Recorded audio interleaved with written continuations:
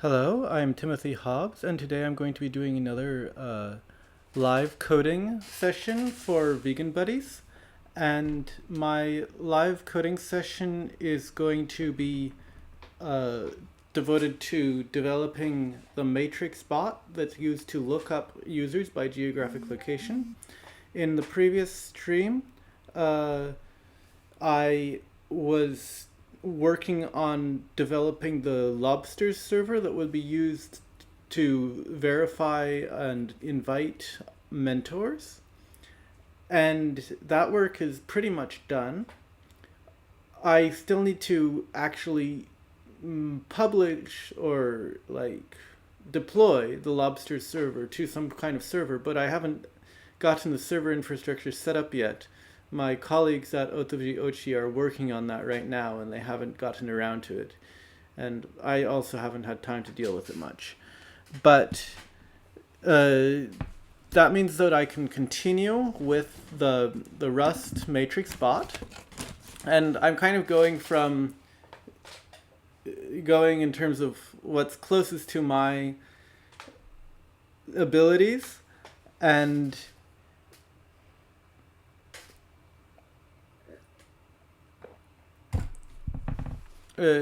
I'm then going to continue on to the things that I don't know how to do. So I don't know how to create Android apps, and I don't even know how to install the Flutter, Android Studio that's used to develop Flutter apps. And so I'm starting with the Rust stuff that's easy for me, basically, even though Rust is also something that I don't know that well. Okay, so I'll start up Emacs, and let's get to it.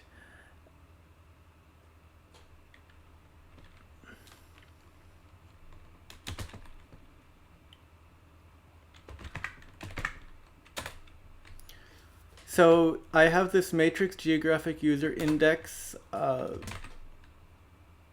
folder already created, and I started developing the project. And what I stopped at, I have this actually uncommitted these uncommitted changes. I started putting together a database that was going to be managed by Diesel, which is this migration manager thing, kind of like Django database migrations, but actually more like Rails active record migrations, I guess, because here the migrations are written in pure SQL, and we can look at the migrations here. So we have two migrations that I've set up so far, and these migrations were actually just following the tutorial that I found on the Diesel website, because I've never set up a Diesel project before, and I just wanted to test it to make sure that I actually know what's going on. So I'm going to start up Firefox now, and I'm going to try to find that Diesel tutorial that I had been looking at. Diesel.rs, getting started, and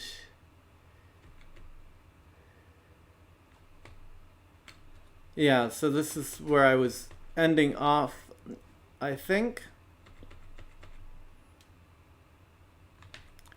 And I need to start a terminal as well.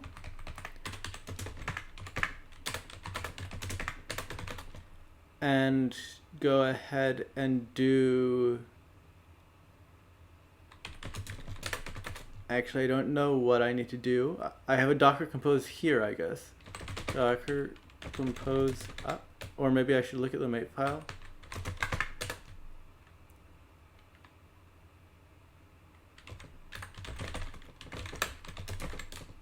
I'll try Docker Compose up to see what happens. I don't actually remember how you're supposed to run this or get into the development environment.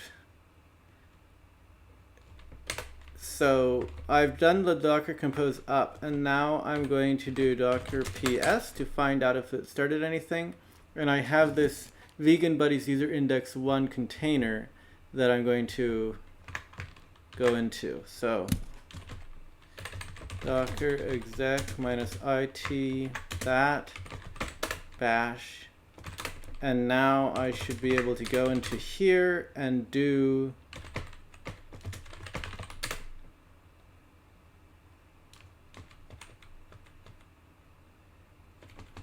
diesel migration run, and it does nothing.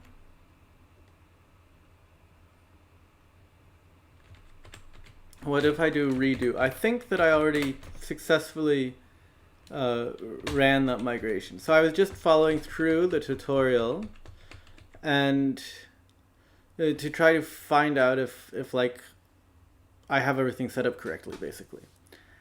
And the next step in the tutorial was to create a .rs file and use diesel to connect to the database.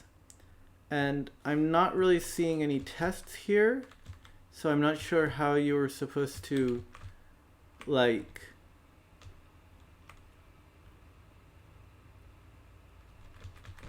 figure out if that's actually working, since this is a lib, it's not a main.rs.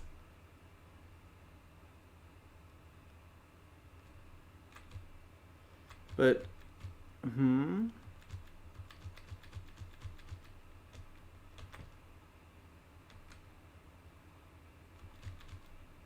okay, so they're then having us create a main program that shows the posts.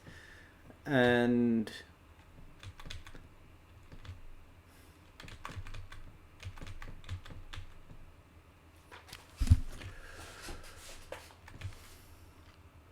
I'm not sure where I left off in following this tutorial, to be honest. So I have diesel.toml, I have migrations, I have schema.rs, and I do not have any lib.rs. So I'll, instead of following the tutorial to the letter, I'm just going to try to add the code for establishing the connection by going wait, I don't know how to copy things. Since I'm copying from one place to another, I'll go into a new workspace for that specifically.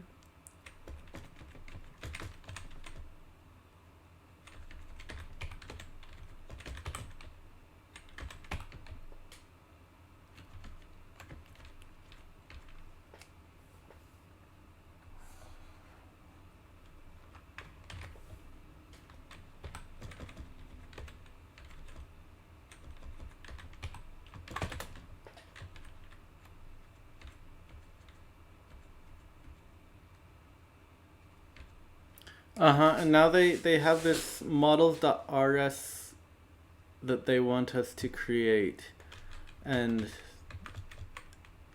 I'm not really like, so they want us to both create the migration up here that's running the SQL, and then they want us to create a basically identical models.rs. Am I understanding that correct? So it's kind of like this boilerplate that they don't have a good way, like in Django, to automatically generate the migration from this. Okay. Typically the schema module isn't created by hand, it gets generated by Diesel when we ran Diesel setup. A file called diesel.toml was created, which tells Diesel to maintain a file at schema.rs for us. Okay. And what does our schema.rs currently look like?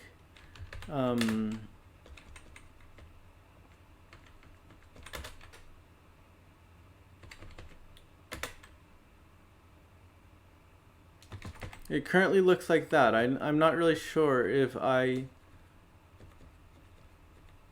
created that by copy pasting it incorrectly. But I'm going to try copy pasting this models.rs. I'm doing Control-Shift-C again because that's what it is for copying pasting in the terminal. but I'm in the web browser. And so they say that once you've created the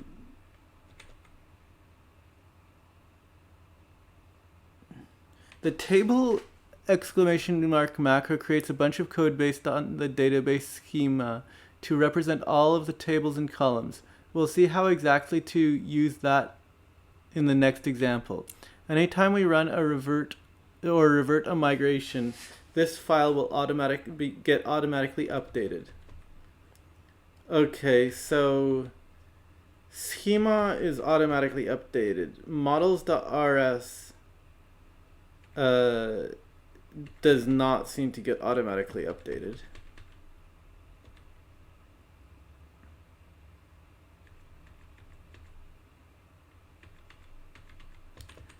And now I need to load my models. I don't know why they're like, maybe that's the name.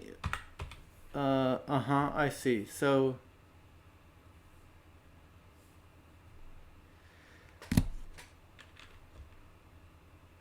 here I've imported diesel prelude, and I'll import the models, and then I need to, in my main, I've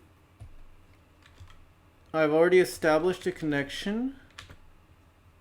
Or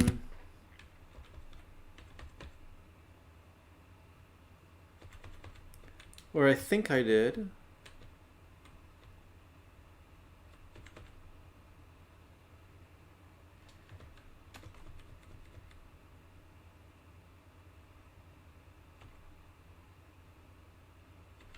Okay, so this should be let equals that. Yes, now I'm understanding the code correctly. Since I was just copying from this into the one file, since I don't want to, I probably want to do things differently. And so I'm just very quickly trying to throw the code together into as few files as possible, so that I have less to clean up later. And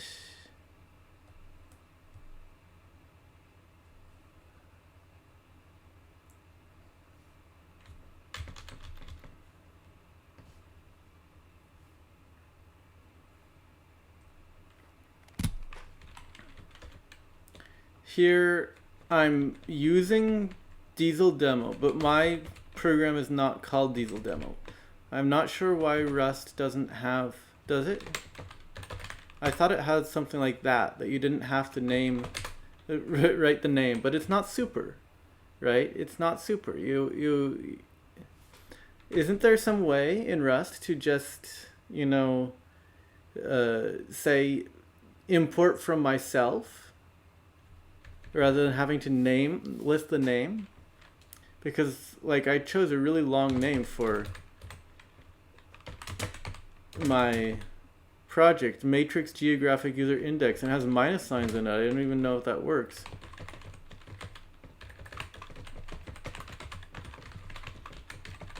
Something like that. And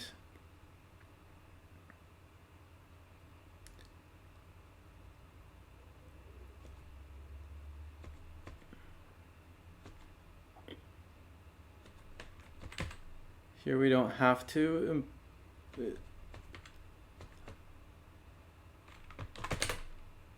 So I'm going to try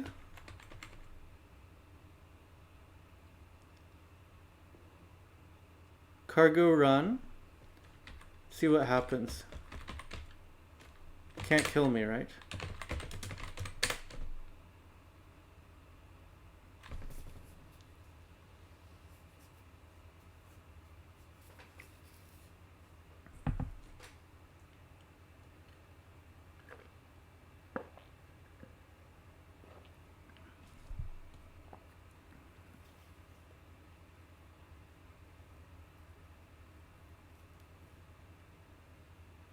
And it's going to probably show nothing because I haven't created any posts yet, right? Unfortunately, the results won't be terribly interesting as we don't actually have any posts in the database. Yeah.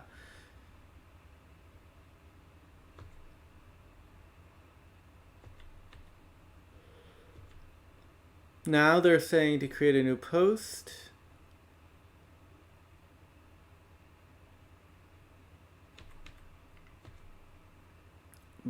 Uh-huh. Why is there like a new struct for new post?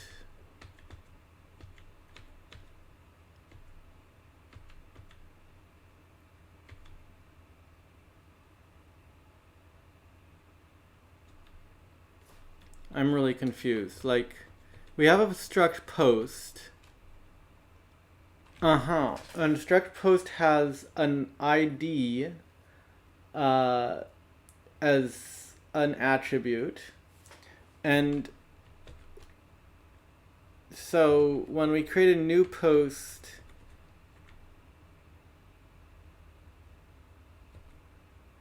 title body. So it's basically like doing some kind of magic to match up the fields that are named the same. And it allows you to like create objects without having to specify fields which you don't want to specify. So we're deriving insertable, table name posts. Okay, I get that.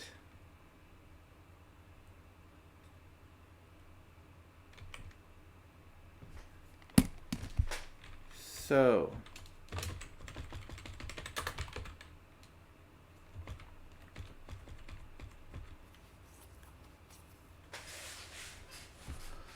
we've created the new post struct, and now we're just going to run this in our main program.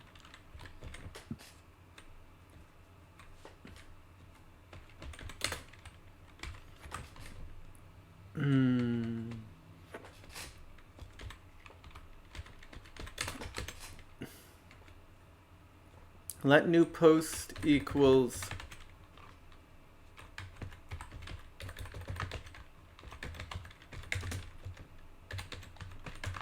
so we just add some random data, and this will insert into the posts table. Do I have this posts do I have this like symbol posts in scope right now? I don't remember importing it from anywhere. Like, I imported use self models star, but in models I don't see posts. Maybe that's in like the schema post DSL that I'm importing here. What's being imported here?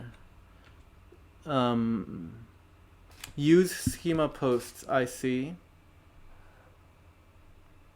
So I need to have that use schema posts before this.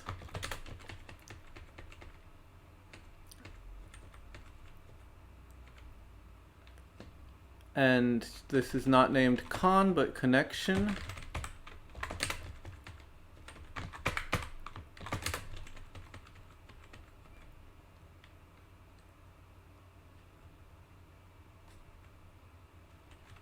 So first we insert a new post, and then we look up the posts. I don't see any like commits here. Is this auto committing like the transaction? When is the transaction committed, you know? Like, is it like instantly committing every single thing that we do, and we have to be like really careful to maybe this get result is actually the commit, you know? In that case, it should work. Here it says cannot find create.env. And that means that I probably have to update my cargo.toml.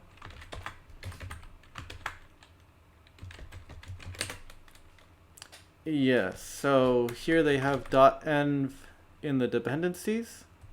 Probably never... Wait, what the... What just happened? Just copy pasta.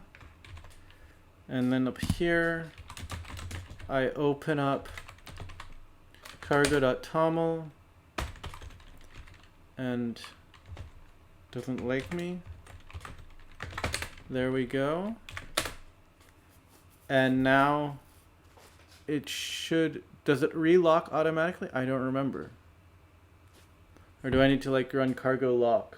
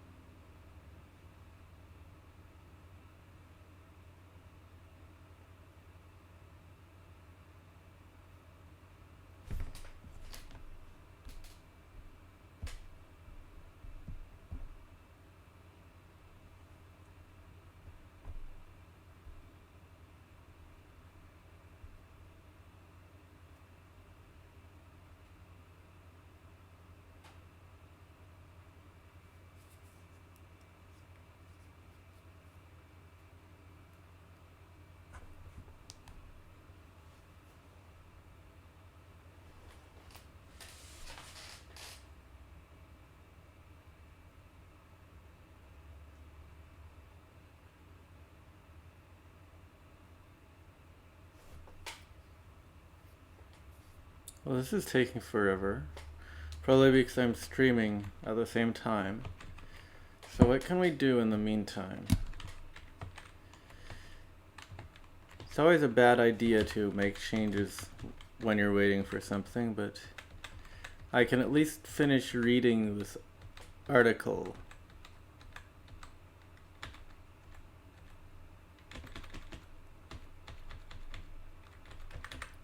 When we call getResult on an insert or update statement, it automatically adds returning star to the end of the query and lets us load it into any struct that implements queryable for the right types.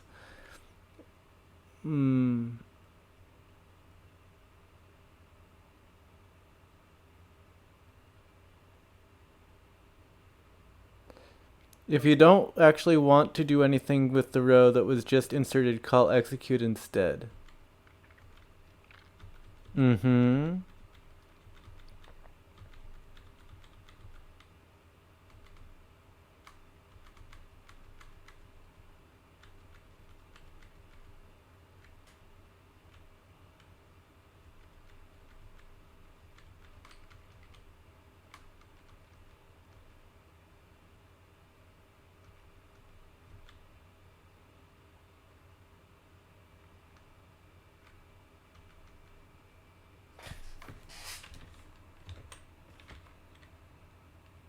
Still downloading.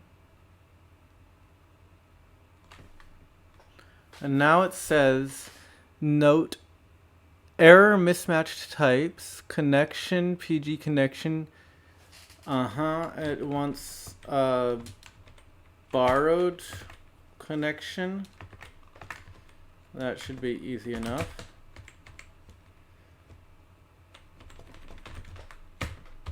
To fix.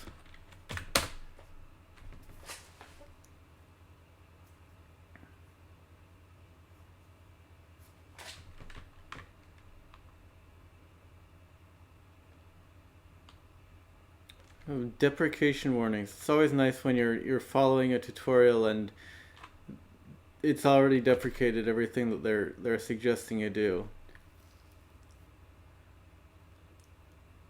Cannot find type post in this scope, main.rs. So I'm not importing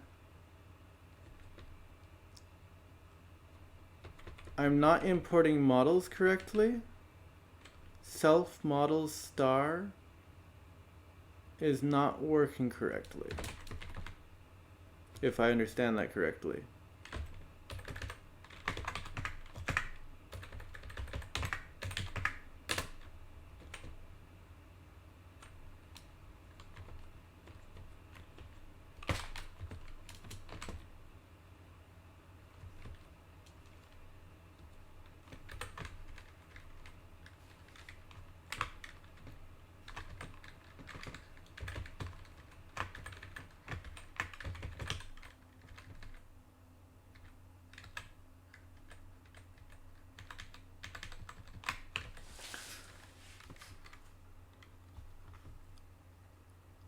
I need to change my shell so that it makes like a really, really clear line every time there's a new run, so I'm not looking through ancient errors every time I'm like looking through the errors.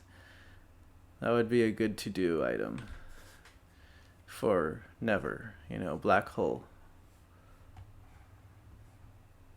So, failed to resolve use of undeclared crate or module matrix geographic user index. Okay, so I'm gonna try changing that to self, since I see the self thing in here.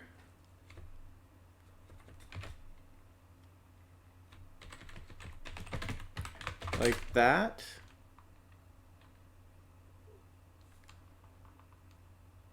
Could not find models and create root. Maybe that's because I'm missing a lib.js file. Or rs, I mean. And in my lib.rs, do I need anything? I think, if I remember correctly, it never made sense to me, but they have this system where it doesn't import things unless you have the right directory structure. Schema models, yeah.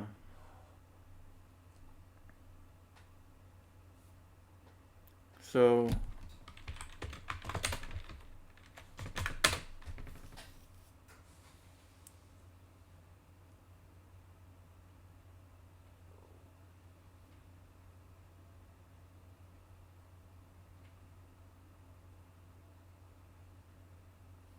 diesel queryable.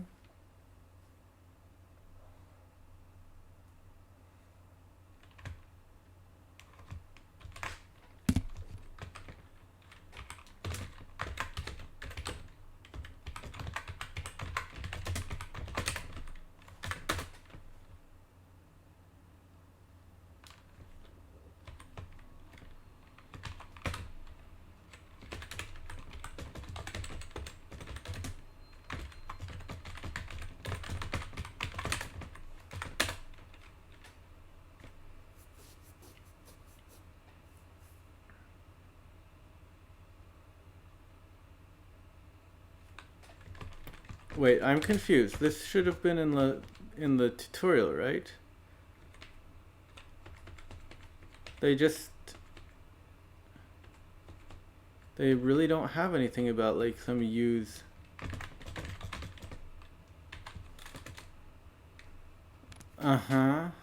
Here is probably like what I need for that thing. I need to import that.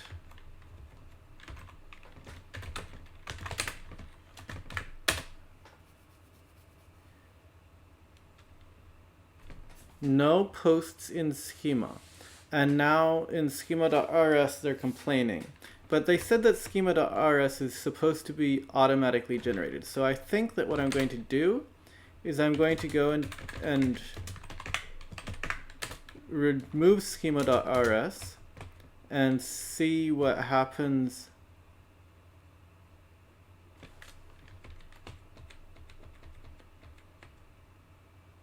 when we run diesel setup. Wait.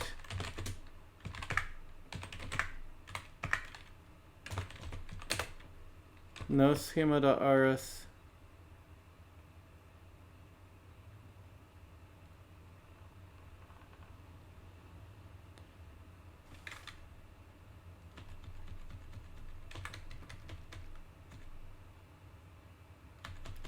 So how is Diesel going to create this?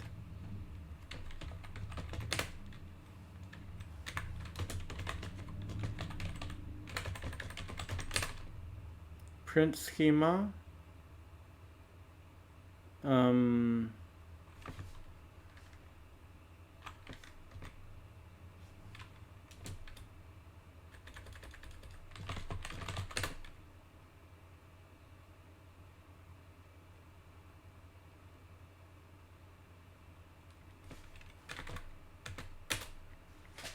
It says that it maintains that file for us, but I'm not sure, like, I don't see anything about it maintaining that file for us. So, when we migrate. Okay, Diesel migrations redo. Migration redo. Okay. Okay, so now it's going to complain that the table macro doesn't exist again. Isn't it?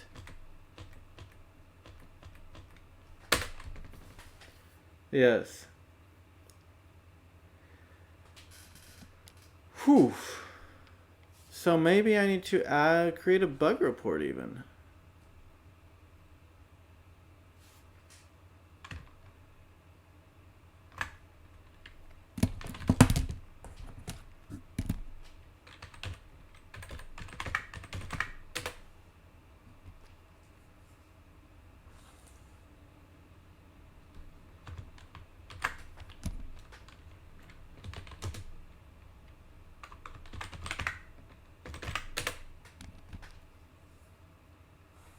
Something like that.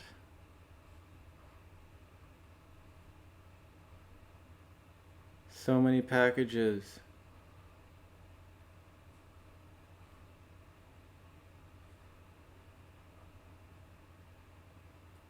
It's kind of ridiculous.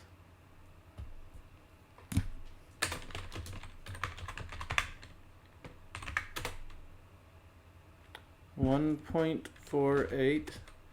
I'm gonna look to see if there's not a much newer version of Diesel. Wait, crates.io.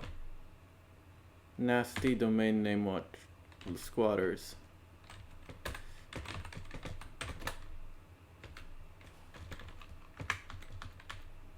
.148 is the most recent version.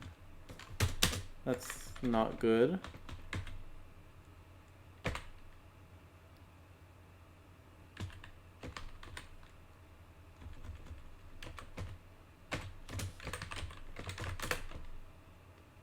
So I'm looking to see if there's not already a bug about this.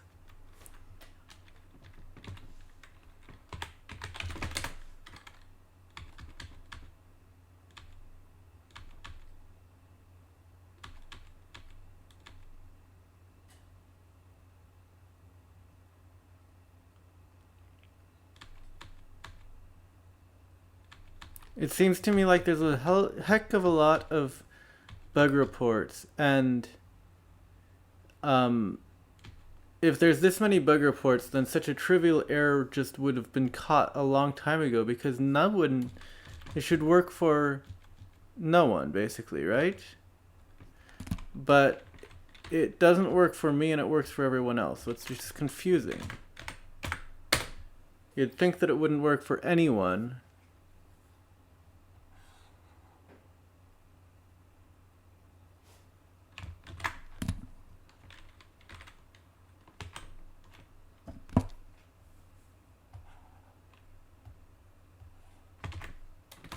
Because clearly there's no...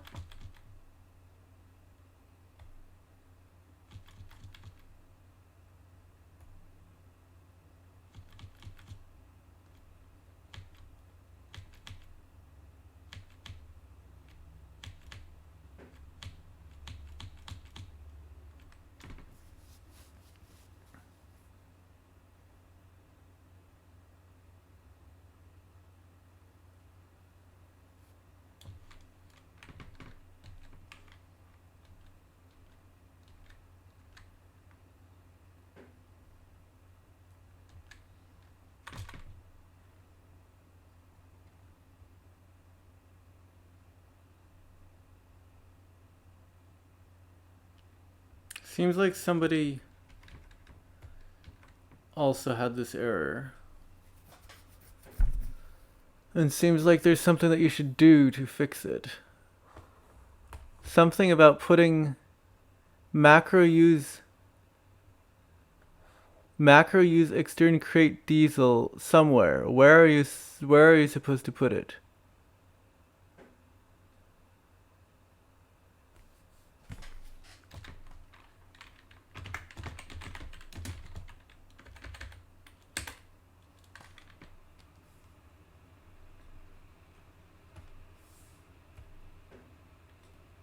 I'm still confused.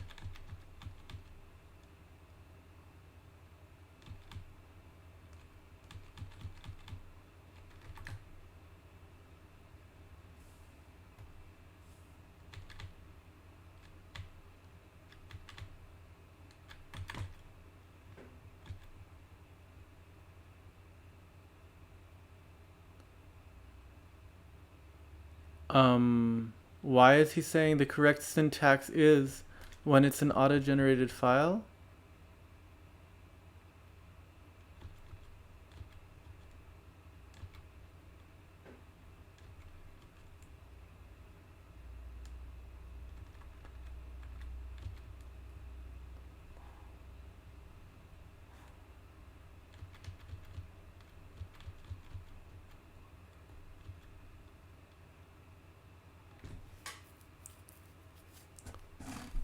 Okay, I'm gonna look at the quote-unquote complete example. Because obviously these little snippets of code are not complete.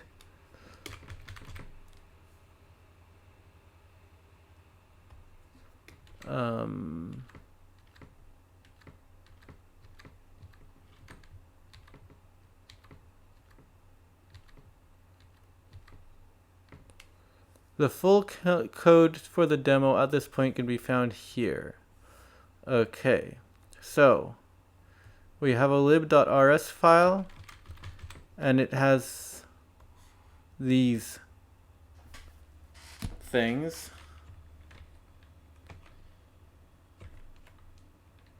And my lib.rs does not have those things. Maybe that's the problem.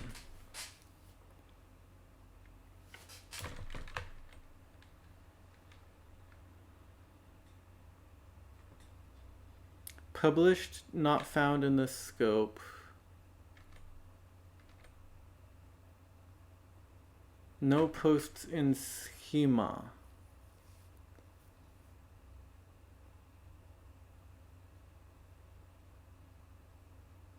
It still has the same problem though. So that didn't help at all, but it seems to have improved things in that there's like, or did I need to do, maybe that will help to make it so that I'm not confusing the old errors and the new. So now it says unresolved import, and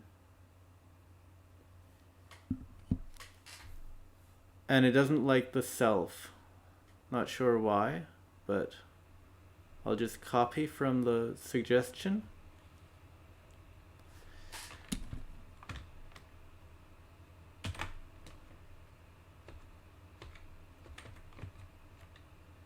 And I'm supposed to copy that into main here. And now going down, it says self models. And that's also in main 11. So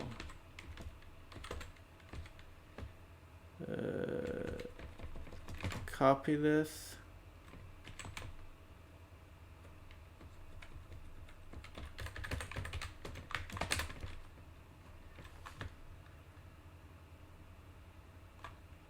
$34.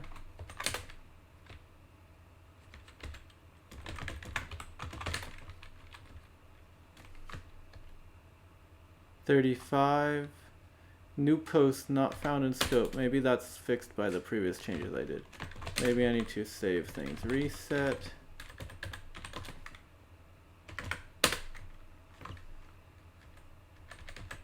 One error. Cannot infer type for type parameter u declared on the associate function get result.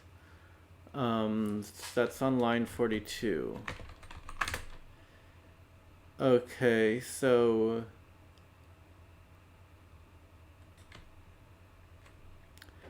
they said that I don't need to get result. I can instead, I'm not interested in the results. And they say that instead get result, I can execute instead.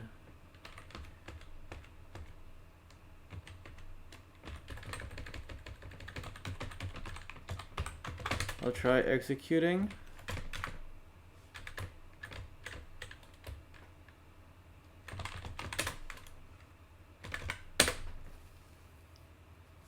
And now it says displaying 0 posts, which is not what I expected. But at least it compiles. It does the wrong thing, but it compiles.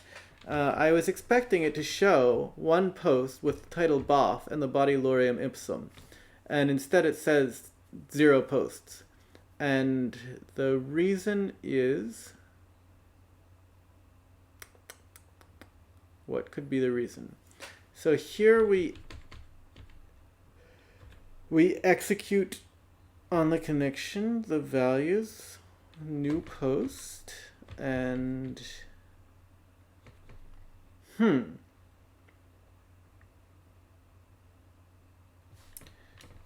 what if I run it again?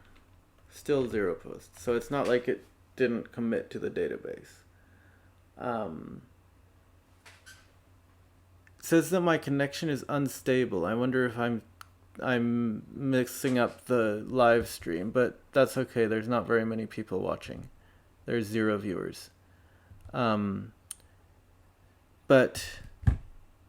I have the recording, so it's not a problem.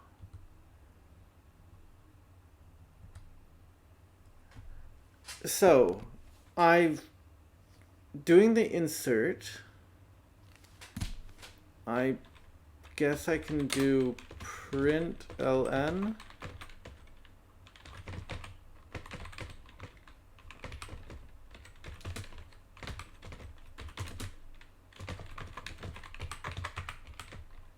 Something like that. I don't remember what the correct syntax is.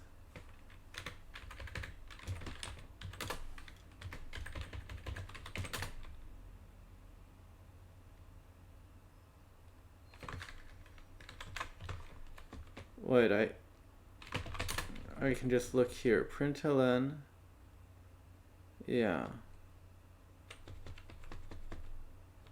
I'm writing that correctly. So why do not see that output? I've saved this. I run this. And it says it can't compile, which is good because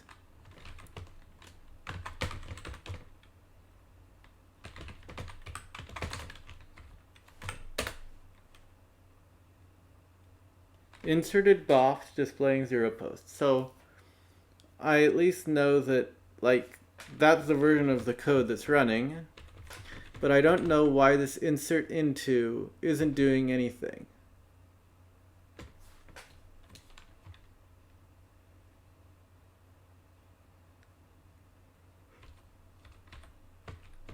So I guess it's back to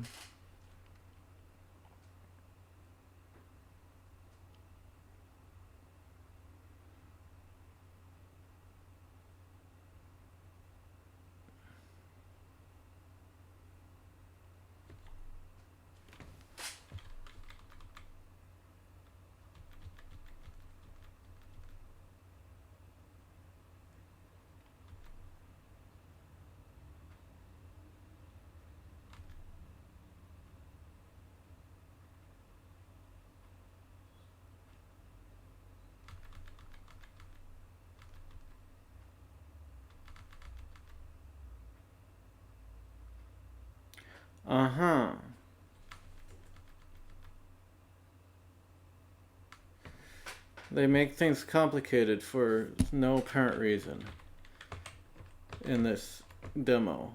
Okay, so I'm just going to get rid of this filter and it'll work.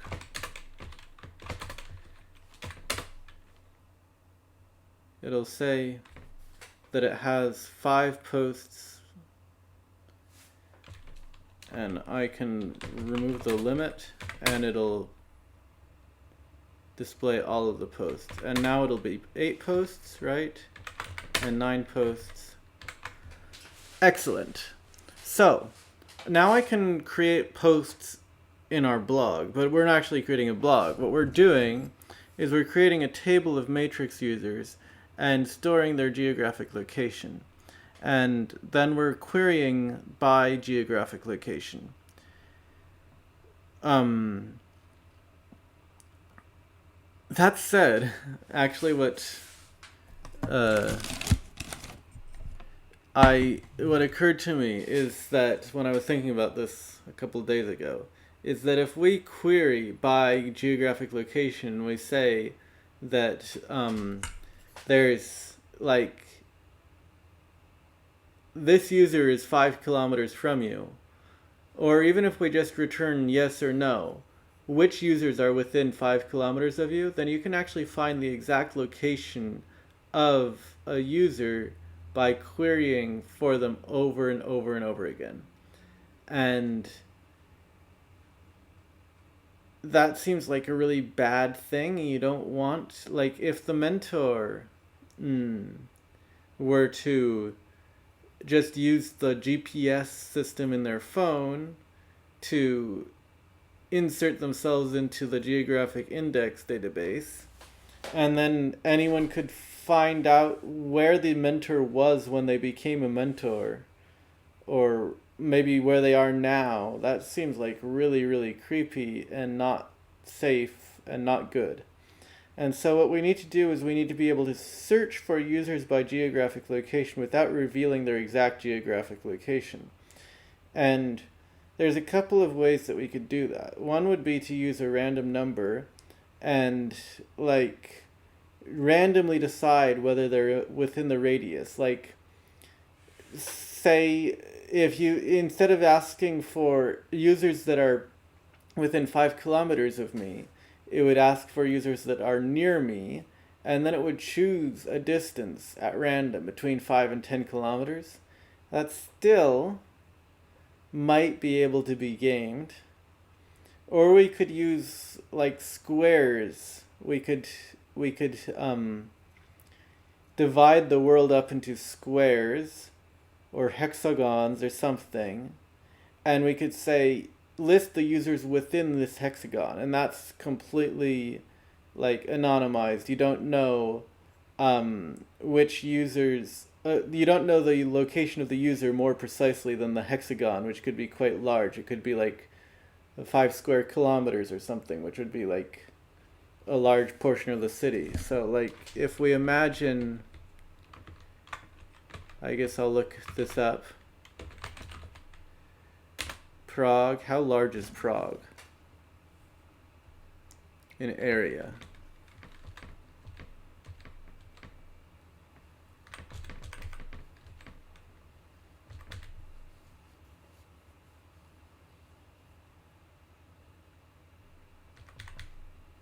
.500 square kilometers. And so if we use like 10 square kilometer chunks, and there's 2,700 people per kilometer, then you're really not like, you're not getting into the creepy territory if you use 10 kilometer square chunks, and that would still mean that you are even dividing the city of Prague up into 50 parts. But that could lead to, if you were to do it like,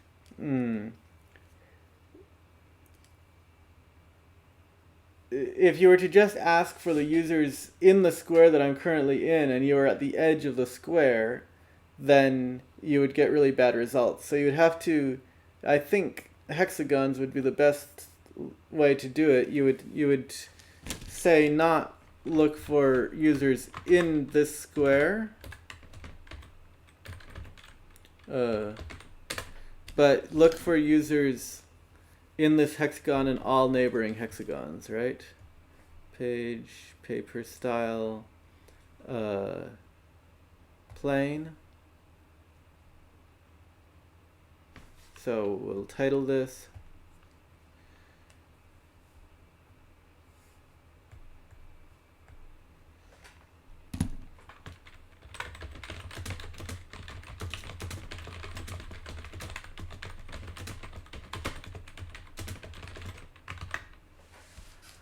looking up users by location without revealing their exact location. And basically we're going to divide the world up into hexagons. If I can draw hexagons, redo. Really terrible at this stuff. So what happens if I do the snappy thing? Does that help me?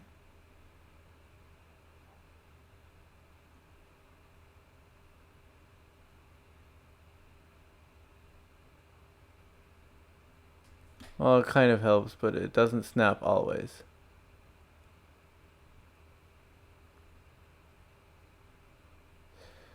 So we have one hexagon. How do hexagons even work? I guess this is like this? No, that doesn't make any sense.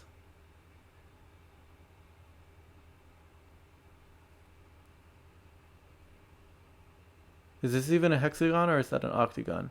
I know hexagons, I think it's hexagons that can be stacked or like put into a matrix easily. So you have a side like this, and then you have something like that is like the line that connects them. And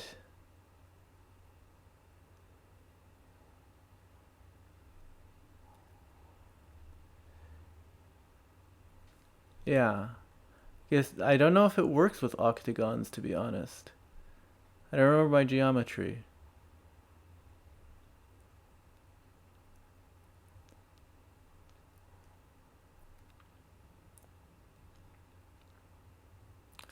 Well, these are all different sizes, and I'll just look this up. I'll just cheat.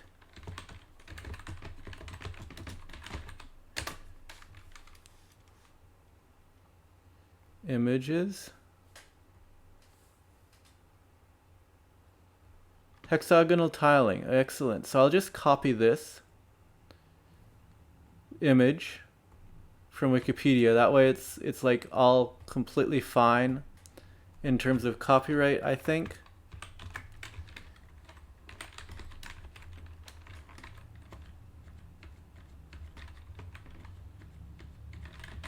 Where is that journal? Where did it go? Here it is. So if I paste,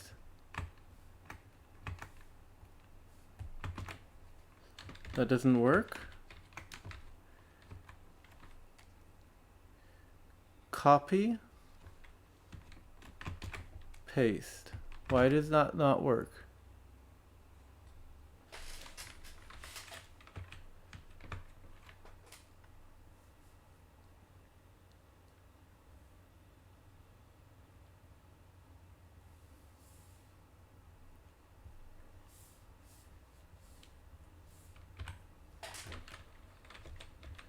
Now I've completely broken Firefox because it's trying to create a screenshot and it's having trouble with the overlapping windows. This is not a standard web page. It's lovely. Oh my, I just managed to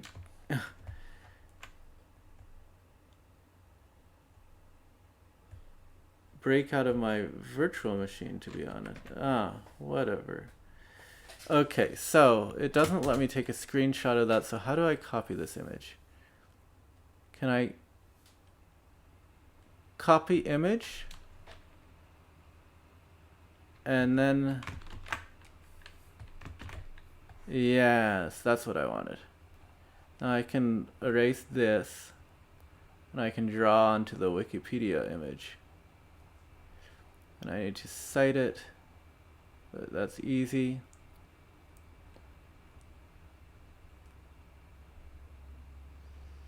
Maybe just select tool will allow me to delete that quickly. So,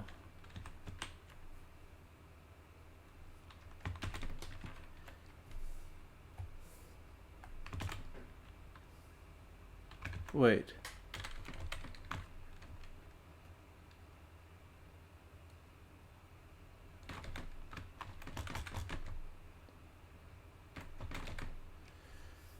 So there it's cited.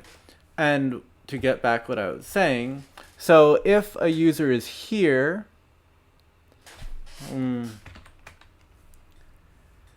I'll copy this a couple of times.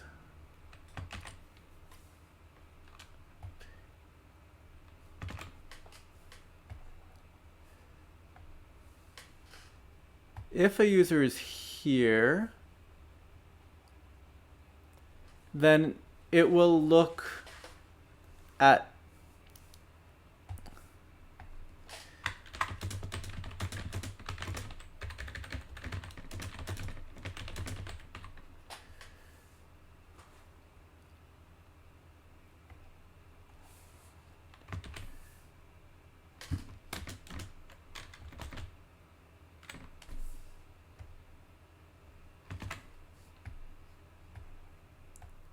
we look at all of the dots. We look at all of these hexagons. So I don't know if this doesn't have a paint bucket thing, but maybe I can try doing something like that. That's awful. We look here, here, here, here, here, here, here.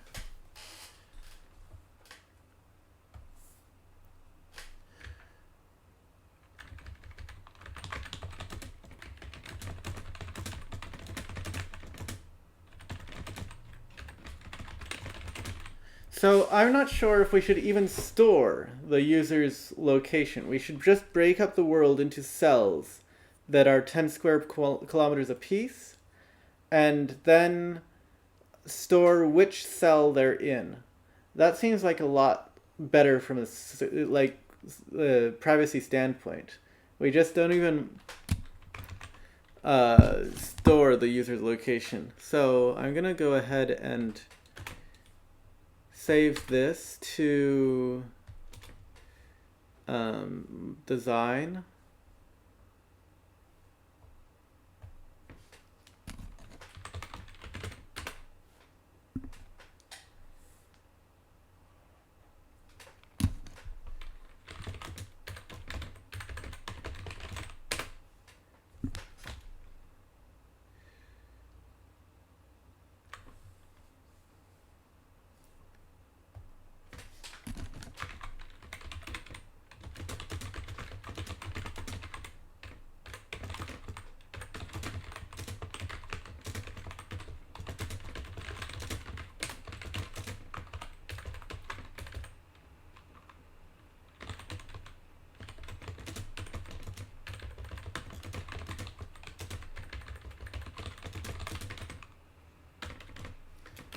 Okay, so in the future, we're going to have to figure out how to translate latitude and longitude into a cell. We're not actually going to have to use any complicated mechanism for like querying. In fact, we don't even need to use the... I was like questioning which database to use because I wanted to use the geodata stuff, but actually we don't need to use any fancy stuff. If we have a good cell numbering scheme, we can query like really simply. You would just have filter by is the ID of the cell this ID, this ID, this ID, this ID, this ID, this ID, this ID. Basically you have 7 cells that you're just looking in, and that's it. So now I need to find a really good cell numbering scheme. I don't know if there is already a cell numbering scheme. And I need to like map that cell numbering scheme to the Earth.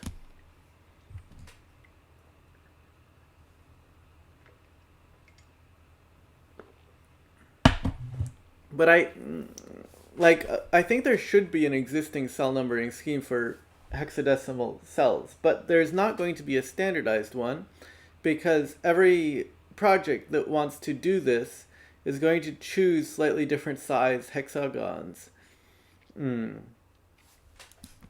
So going to go ahead and copy this again, and new page after. So I'm going to say perhaps that from here to, oh, the screen on red is not working. I need to go back to black. From here to, I wonder if this is accessible or if colorblind people won't be able to see this. So maybe this will be Piet 5 kilometers, right?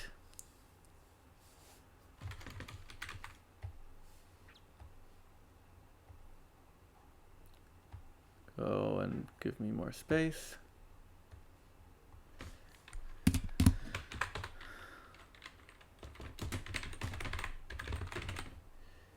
So if we start I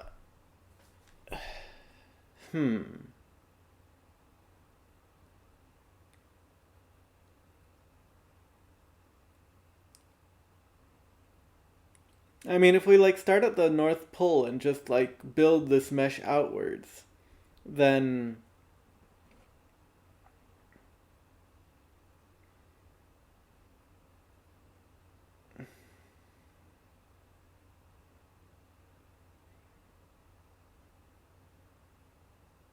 we're going to have a very complicated algorithm for computing which cell specific latitude and longitude belongs to. I'm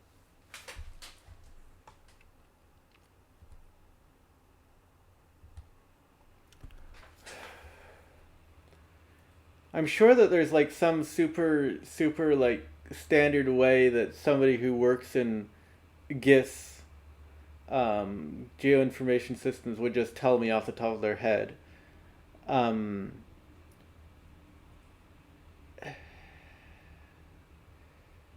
For doing this, like this can't be like a new idea.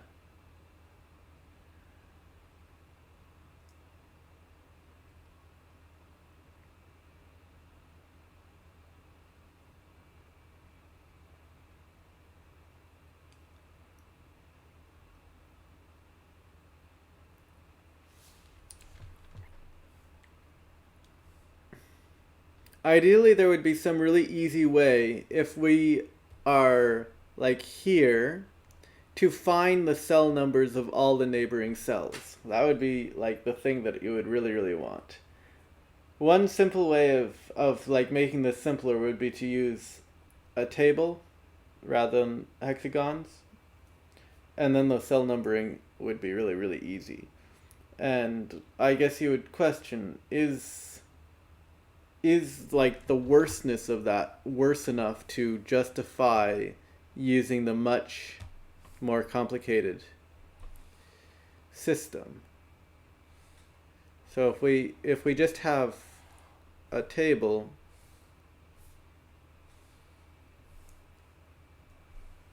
like this.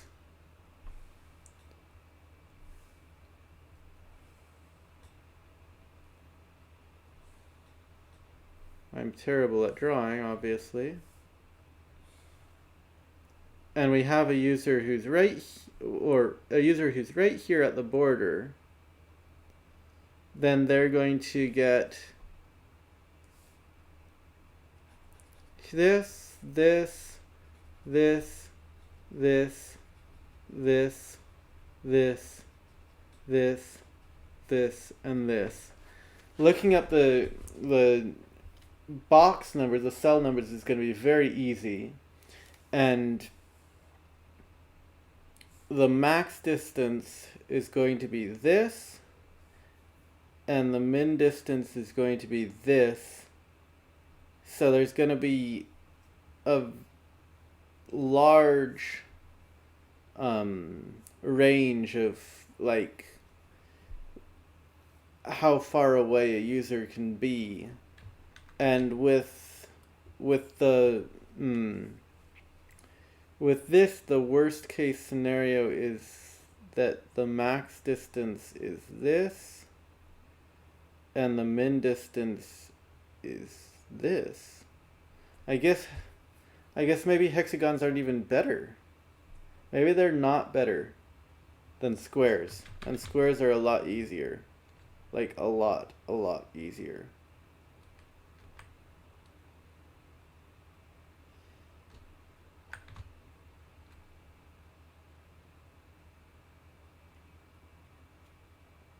Pythagoras says that this is 2 times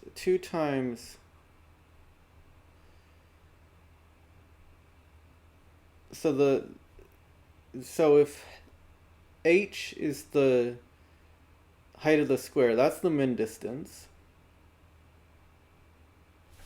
So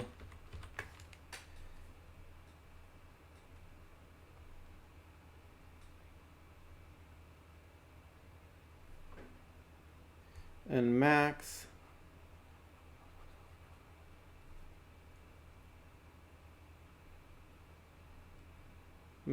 is 2 times, and the Pythagorean theorem is a squared equals a squared plus b squared equals c squared. So c squared is c is the square root of a squared times b squared plus b squared, and so 2 times the square root of 2h squared. And if h is 1, then that's 2 times the square root of 2.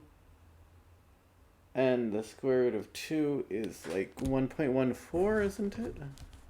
I don't remember.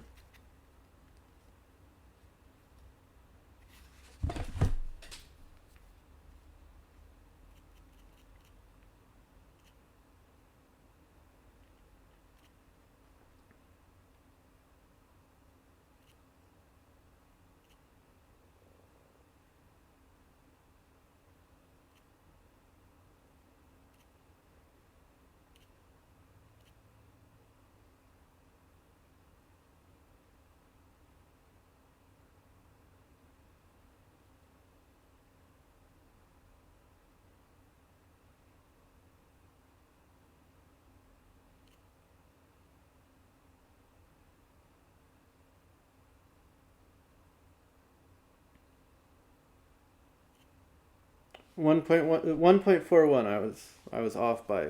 So 1.41 times 2 is 3. So it's going to be 3 times. So max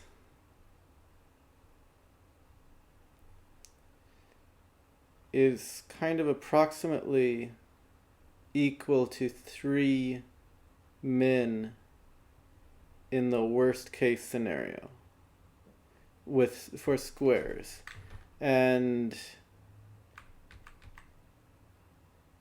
with hexagons, the worst case scenario is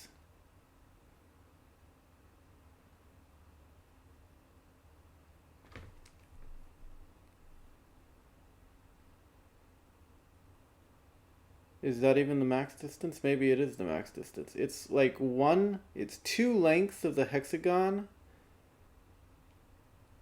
versus 1 short length. Like 2 long lengths. And what's the long length of the hexagon? I guess it's quite similar, because if this was straight, then this would be 2, so that would be 4 versus 1. And this is 3 versus 1, a 3-to-1 ratio. And that 4 is actually less than 4 because, of course, this distance is not straight.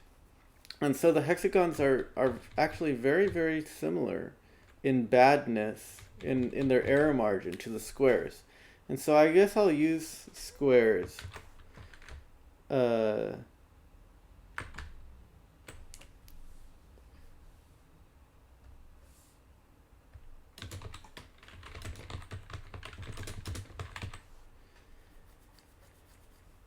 So I'm going to use squares.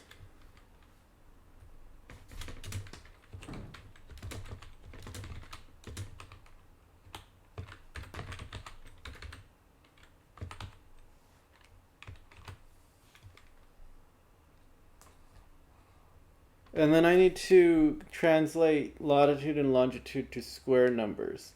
And the squares will be just like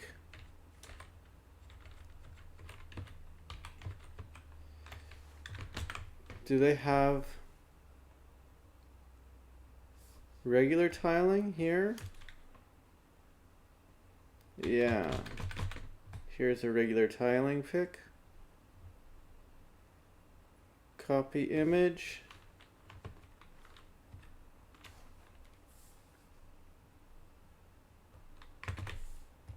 So here we have the regular tile. It's way too many tiles. Let me make that bigger and bigger again. So if the user is here, then we search here, here, here, here, here, here, here, here, here. And if the user is here in the tiny corner over here, we also search here, here, here, here, here, here, here, here, and here. Ideally, we would actually calculate which square the user is in on the device and never even send to the server the latitude and longitude, which seems like a good thing to do. And if this is like 5 kilometers, then we're not really getting much location information about the person, really. Well, we're getting some, but not that much.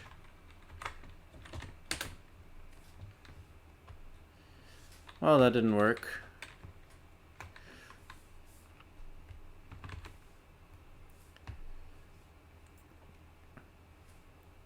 We still need to move that. There we go.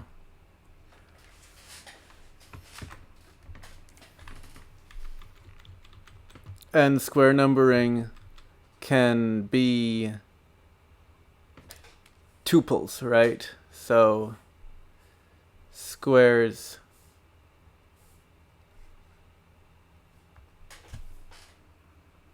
wait, what did I just do?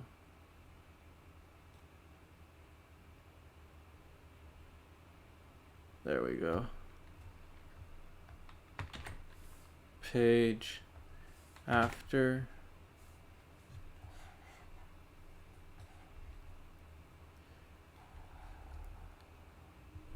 If I wait, did I just break the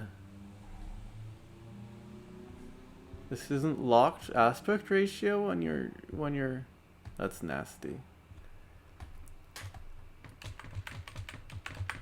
I don't remember how it is with the projection of latitude and longitude. If you can just like round latitudes and longitudes to get like nice chunks that are a certain size. Or I seem to remember that latitude and longitudes being projected onto a sphere lead to like huge error margins in that.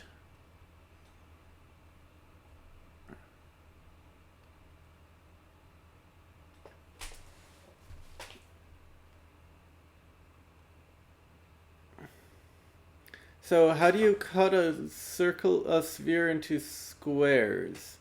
I don't think that's possible, really.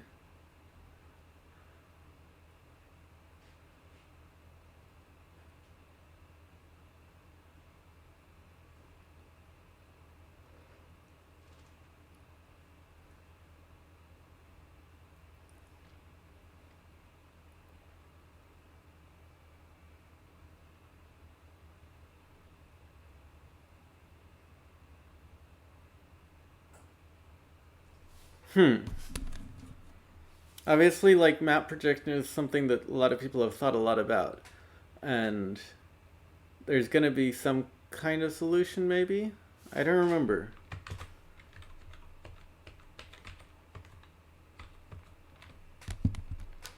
You need to attribute the author. It seems a little bit silly to attribute this, to be honest. Really, it does. It seems silly to attribute this kind of graphic.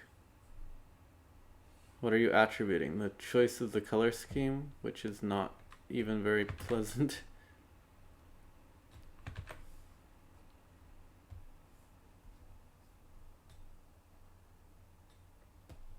Okay, we've attributed it somehow.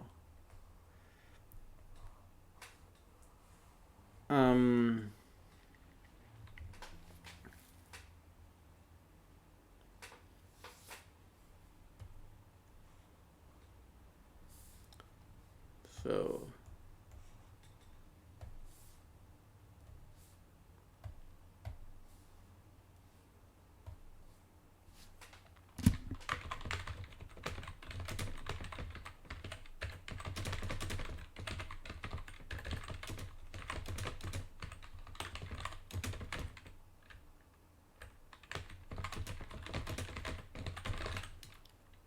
let me see if like Googling doesn't tell me.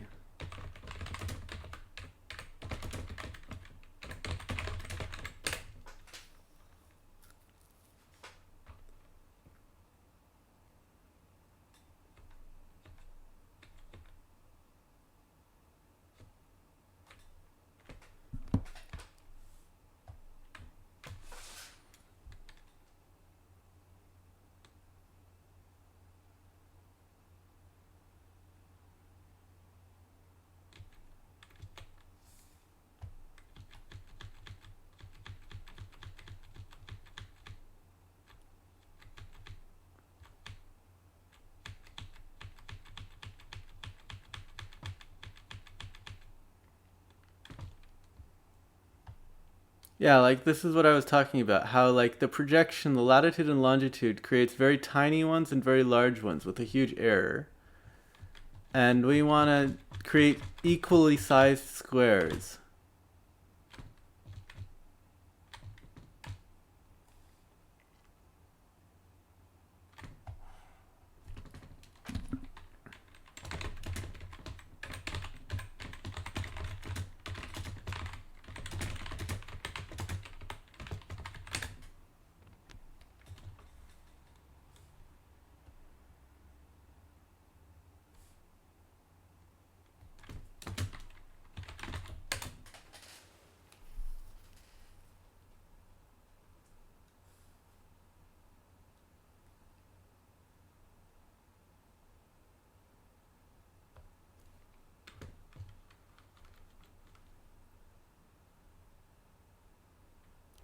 A discrete global grid is a mosaic which covers the entire Earth's surface. Mathematically, it's a space partitioning. It consists of a set of non-empty regions that form a partition of the Earth's surface. In a usual grid modeling strategy to simplify position calculations, each region is represented by a point, abstracting the grid as a set of region points. Each region, blah, blah, blah. That's like getting really not understandable.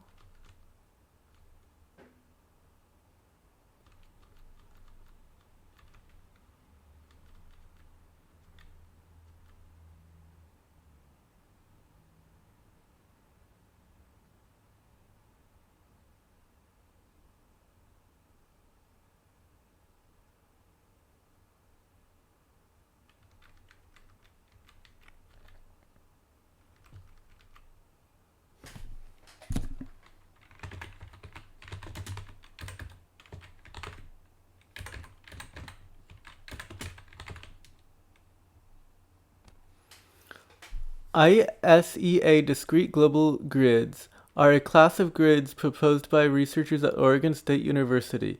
The grid cells are created as regular polygons on the surface of an icosahedron and then inversely projected using the icosahedral Snyder equal area map projection to form equal area cells on the sphere. The icosahedron's orientation with respect to the Earth may be optimized for different criteria. Cells may be hexagons, triangles, or quadrilaterals. Multiple resolutions are indicated by choosing an aperture or ratio between cell areas at consecutive resolutions. Some applications of ICEA DGGs include data products generated by the year blah blah blah blah blah.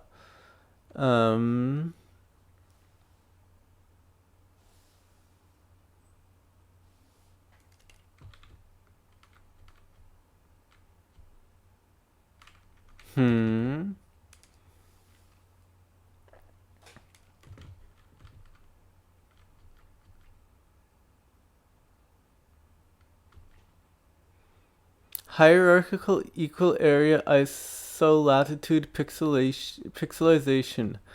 HealPix. HealPix has equal area quadrilateral shaped cells and was originally developed for use with full sky astrophysical data sets.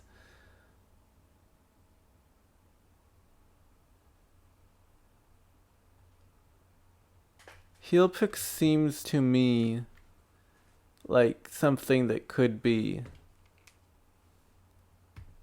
Yeah.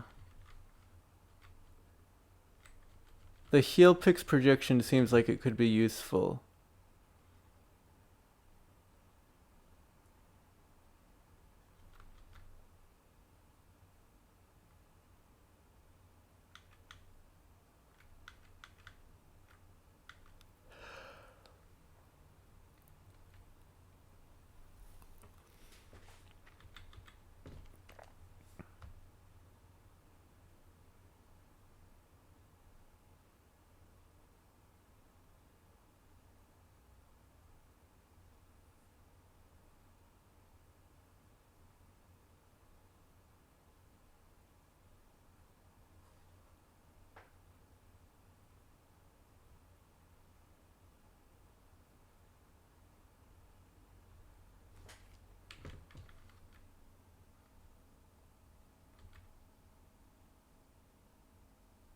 So I guess if I were to use HealPix, I would need to find a HealPix library for Flutter, which is Dart.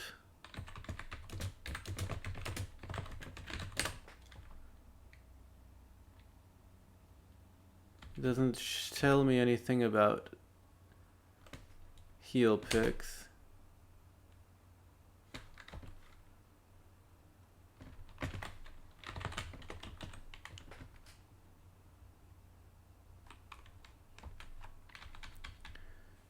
I would need to choose a correct zoom level, and I would need to find a library somehow that uses something standardized so it wasn't just completely arbitrary.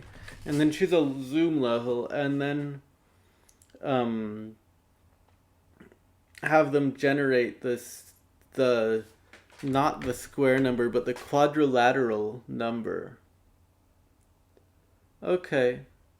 So I guess that the projection is relatively important to decide on because it's required for determining how we're going to store user location in the database. We're not going to store user location by latitude and longitude. That's too privacy creepy. We're going to store which like cell the person is in. And then we need a good definition for cell, and we need a good way of numbering the cells. I don't know if I need to decide, right, like immediately now. Maybe I can just have like cell be a tuple where one number is copy image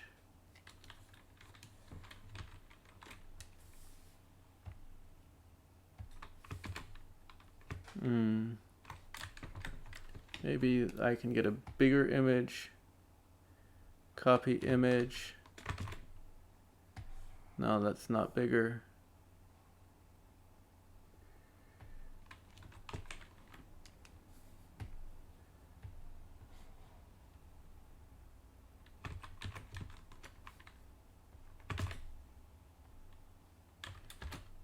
Okay, so here, I don't know if HealPix has a cell numbering scheme already.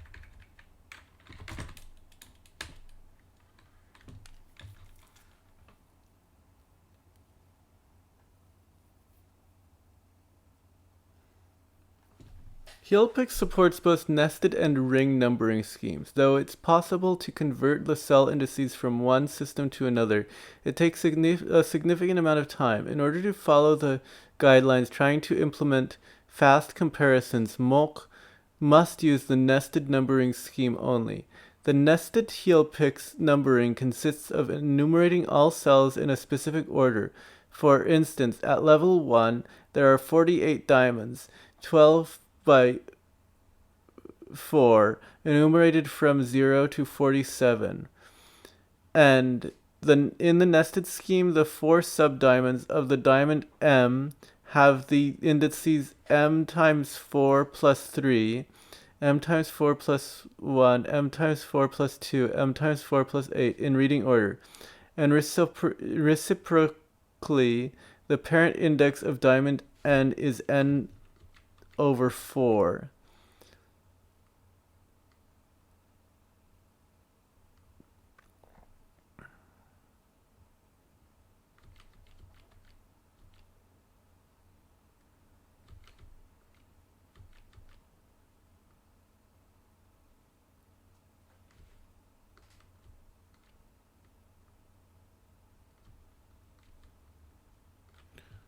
I didn't understand that, to be honest. I really didn't understand that numbering scheme.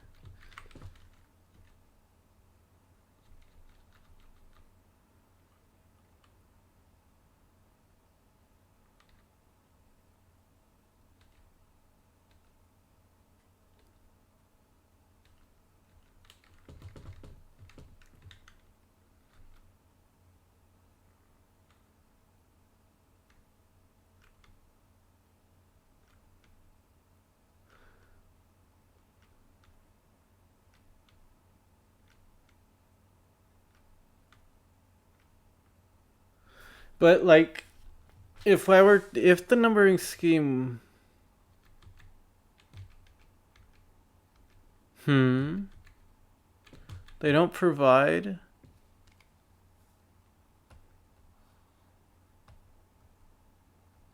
I'll just look up nested heel pix numbering.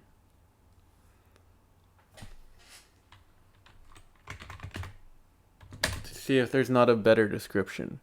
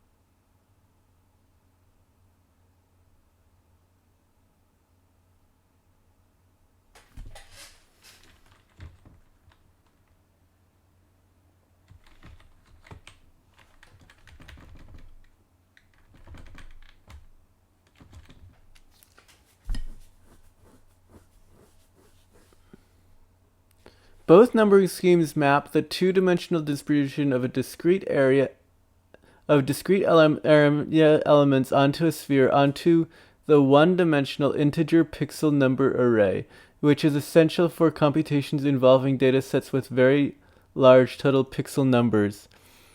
From top to bottom, panel 1, resolution parameter n side 2, and panel 2, n side 4, show the ring scheme for pixel numbering, with the pixel number winding down from north to south pole through the consecutive isolatitude rings.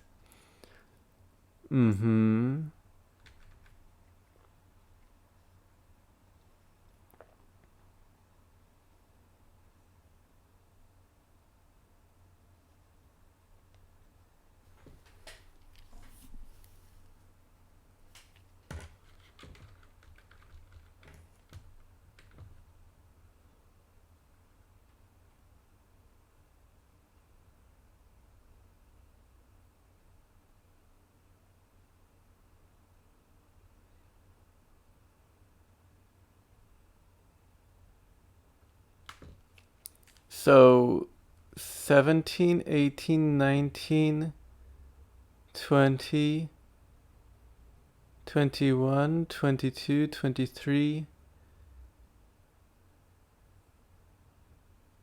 And where's 24?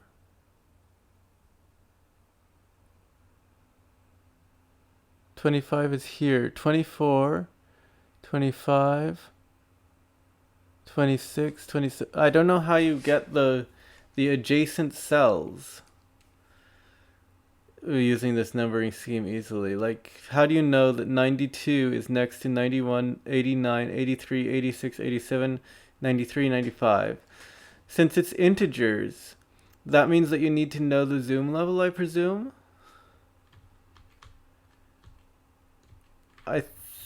Is this ring?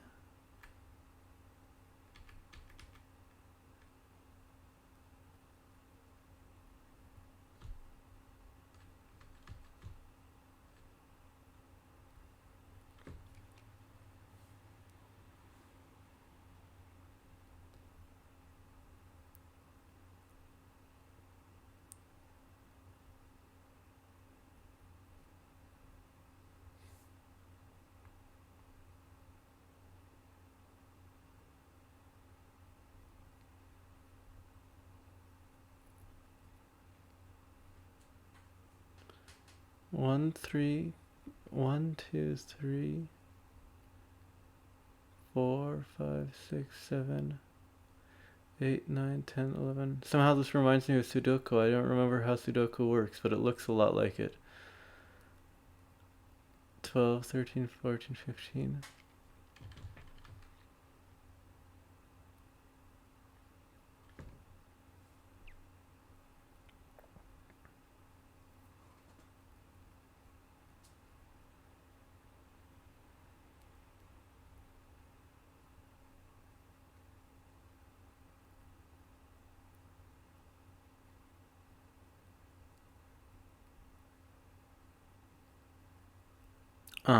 So it's a bitwise operation.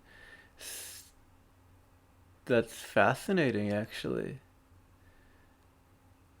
So each zoom level is twice the number of cells as the previous one, and that allows them to use a bitwise operation to create the tuple, so that they're storing the... Very clever, very clever. They're storing the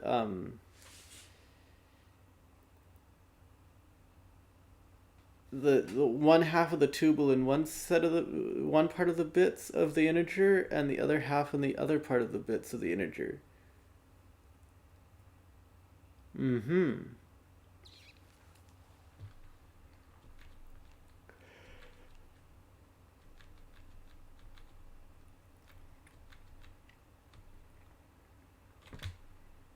So basically we would just use a heel picks nested along, and that actually makes it very easy to find the neighboring cells as well, I think, because yeah.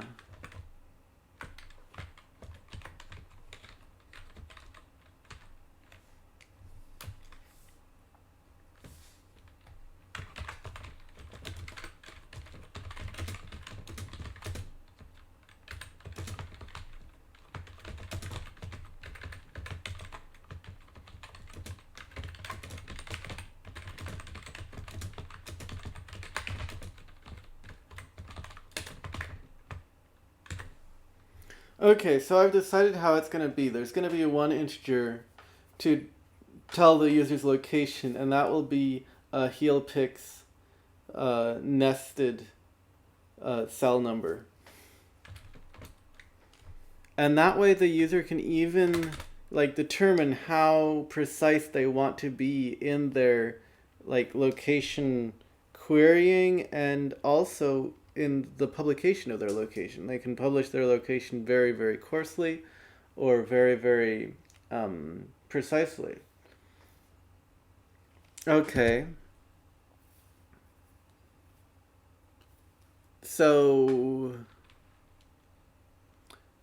I'm going to stop there, and next week I'm going to also have a stream again, hopefully. This week I was very late in starting my stream because I've been dealing with a lot of challenges with my remodeling project of my house. And in my next week's stream, I will be finishing up the database portion of the matrix bot. I now know how I'm going to store the location, how I'm going to query it. I think it's going to be a little bit more difficult than I had previously thought, because we're going to have to figure out... Well, I guess we don't actually have to... I guess we can do everything client-side in terms of the querying. And I can just say, give me users in cell number. And then we list in cells, and then we list the cell numbers that we want to look up. And yeah, that would allow querying without the server needing to know anything. And it's going to be a very thick client, I guess, that's going to be very smart. And I don't think we're going to query if somebody specifies their location very coarsely. Well, we can just use the bitwise operation to find... I don't know if Postgres allows bitwise queries of integers. But we can deal with that, right? Right? Yeah, we can just do the bit shift ourselves. There's 64 bits, so each query becomes, well, it's not even that bad because each time they divide it, they don't do a bitwise like one more bit. So 64 bits is actually, in this scheme, it's 32, 16, 8, 4, 2. That's 5 zoom levels. And so we can search all 5 zoom levels. We will search 5 zoom levels times the number of